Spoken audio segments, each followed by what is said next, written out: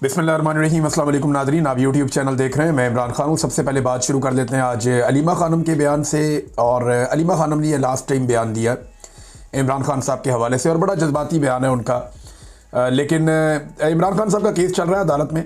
उस केस के हवाले से इमरान खान साहब की अपनी बहन से मुलाकात हुई अडियाला जेल के अंदर, और फिर इमरान खान साहब की बहनों ने और इमरान खान ने मिलकर ये फ़ैसला किया कि आइंदा इमरान खान साहब का जो पैगाम है वो अलीमा खानम की बजाय दूसरी बहनें सुना दिया करें।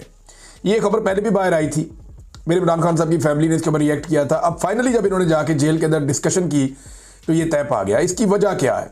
इमरान खान साहब बड़ी तकलीफ में थे। उन्होंने कहा जी 2 साल से ज़्यादा हो गया मुझे, मैं जेल के अंदर हूँ। मैं जो बात कहना चाहता हूँ मेरी पार्टी के अंदर कोई वो जुर्रत ही पैदा नहीं करता। मैं जो पैगाम देता हूँ या बयानिया जो देता हूँ उसका बोझ कोई उठा ही नहीं सकता। मैं जो बात बाहर पहुंचाना चाहता हूं जब वो कोई और नहीं कहता तो फिर मैंने अपनी बहनों के ज़रिए से आहिस्ता आहिस्ता इस बयानिए को बाहर पहुंचाया। और जो बात मैं कहना चाहता था अपने पैगाम के अंदर वो काफ़ी अरसे से आहिस्ता आहिस्ता वो पैगाम दिया जो बाकी कोई इसका बोझ नहीं उठा सका। ये इमरान खान के अल्फाज हैं।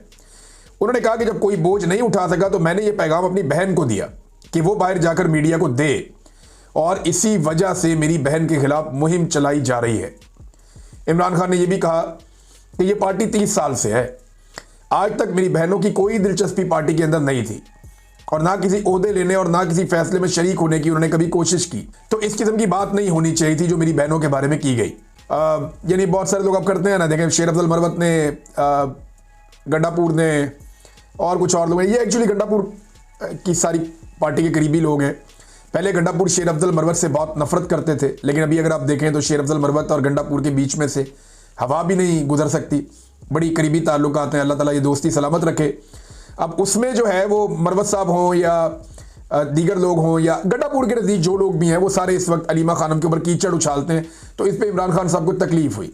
उनकी बहनों ने कहा कि इमरान खान ही चेयरमैन है और PTI इमरान खान की जमात है। यानी बहनें तो यही कहेंगे ना कि उसने इतनी मेहनत की, सारी ज़िंदगी हमारे भाई ने लगाई है, वो यहाँ तक लेकर आए एक पोलिटिकल पार्टी को, अब उसको अलग तो नहीं कर सकते। अब ये बात क्यों करते हैं कि इमरान खान के बाद कौन होगा? हमारा असल फोकस इमरान खान की रिहाई है जो नाजायज़ कैद में है। हम सारा दिन लगाकर और मेहनत करके इसलिए नहीं आते, अपनी जान को भी खतरे में डालते हैं, बार बार गिरफ्तार करने की भी चीज़ें होती हैं कि इमरान खान सारी ज़िंदगी जेल में रहे या 10 साल तक जेल में रहे। ये बातें हमारे कानों में डाली जाती हैं कि अगले 10 साल इमरान खान कैद से बाहर नहीं निकलेंगे। इमरान खान चेयरमैन हैं और चेयरमैन रहेंगे, और इंशाल्लाह ये भूल जाएं हमारे मुखालिफिन के इमरान खान अगले 10 साल कैद में रहेंगे, क्योंकि वो नाजायज़ कैद है। केसेस उनके ख़त्म हो गए हैं, लेकिन जब वो बंद हैं और आइसोलेशन में है। अच्छा, एक और बात उन्होंने बताई कि इमरान खान ने बताया कि मैं आसिम लॉ के सामने नहीं झुकूंगा। फिर उनकी फैमिली ने कहा जी हम भी नहीं झुकेंगे। फिर अलीमा खानम ने बताया कि मेरे ऊपर भी वारंट्स हैं और लेकिन हम इससे परेशान नहीं हैं।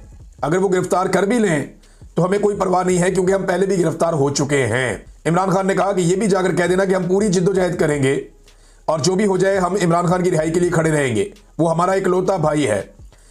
ये कैसे हो सकता है कि हम उसकी जल्द रिहाई ना चाहें? हमें भी दुख होता है, लेकिन हमने कहा कि ये सब कुछ डिस्ट्रैक्शन है, यानी ये तवज्जो हटाने की कोशिश की जा रही है। लिहाजा तवज्जो हटाने की कोशिश से बचने के लिए अलीमा खानम ने कहा कि जी हमने अब फैसला किया है कि मेरी बाकी बहनें वो बाहर आके मीडिया से बातचीत किया करेंगी। फिर इमरान खान ने यह भी बताया कि अब उन्हें मुकम्मल कैद तन्हाई में डाल दिया जाएगा। ये इमरान खान साहब को पैगाम दे दिया गया है। देखिए, जो कुल मिला के बात सामने आ रही है वो ये है कि इमरान खान साहब के खिलाफ ये तोशाखाना 2 के अंदर अब फैसला सुनाया जाएगा। हालांकि कल के दिन में तोशाखाना 2 की बरीयत के हवाले से इमरान खान साहब का इस्लामाबाद हाई कोर्ट में केस लगा हुआ, लेकिन वो नहीं होना, उन्हें इंसाफ नहीं मिलना मुश्किल है। अब उसमें फर्दर ये होगा, कोई ना कोई तरीका करके डिले कर दिया जाएगा और फिर एक लंबी डेट दे दी जाएगी और अगली डेट से पहले इमरान खान साहब को सजा सुना दी जाएगी। ये जब इमरान खान साहब को, और कई महीनों से केस पेंडिंग पड़ा हुआ है, जब इमरान खान साहब को सजा सुना दी जाएगी तो बाद में अलकादर यूनिवर्सिटी वाले केस में उनकी जमानत हो जाएगी। फिर इमरान खान साहब एक और मुकदमे में अंदर हो जाएंगे। और अब यह बताया जा रहा है कि इमरान खान साहब को यहां से जेल से मुंतकिल करके किसी और जगह पे ले जाया जाएगा और मुकम्मल तौर पे आइसोलेशन में या कैद तन्हाई में इमरान खान को डाल दिया जाएगा, क्योंकि पाकिस्तान के आर्मी चीफ बहुत गुस्से में, वो पसंद नहीं करते इमरान खान साहब को। ये बात तो सब जानते हैं कि आर्मी चीफ आसिम मुनीर का बस नहीं चल रहा कि वो किस तरीके से इमरान खान से बदला लें। और इमरान खान साहब जो भी बात करते हैं खुलकर, देखें कोई भी कभी किसी आर्मी चीफ के खिलाफ बोल नहीं पाया पाकिस्तान में, कभी बात कर ही नहीं पाया।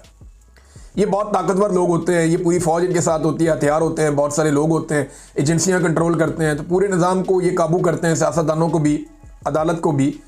तो आर्मी चीफ के खिलाफ बोलना पाकिस्तान के अंदर या पाकिस्तान जैसे मुल्क के अंदर नामुमकिन होता है।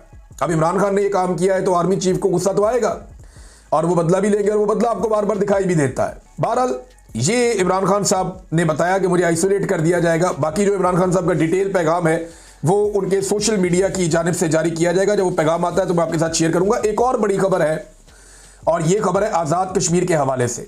ज्वाइंट अवामी एक्शन कमेटी ने जो मुज़ाकरात किए थे मौजूदा हुकूमत के साथ, चाहे वो वफाकी हुकूमत है चाहे वो वहाँ की आज़ाद कश्मीर की हुकूमत है, उन मुज़ाकरात के नतीजे में जो चीज़ें उन्होंने हासिल की हैं अभी तक वो चीज़ें तो मिली नहीं, लेकिन कुछ एक्शन शुरू हो गए हैं। मिसाल के तौर पे पहला एक्शन कि जो 50 मेन रहनुमा हैं अवामी एक्शन कमेटी के, जो एक्टिव लोग थे, उनके 50 के करीब लोगों के नाम डाल दिए गए हैं नो फ्लाई जोन लिस्ट के अंदर। यानी ये लोग अब पाकिस्तान से बाहर ट्रेवल नहीं कर पाएंगे।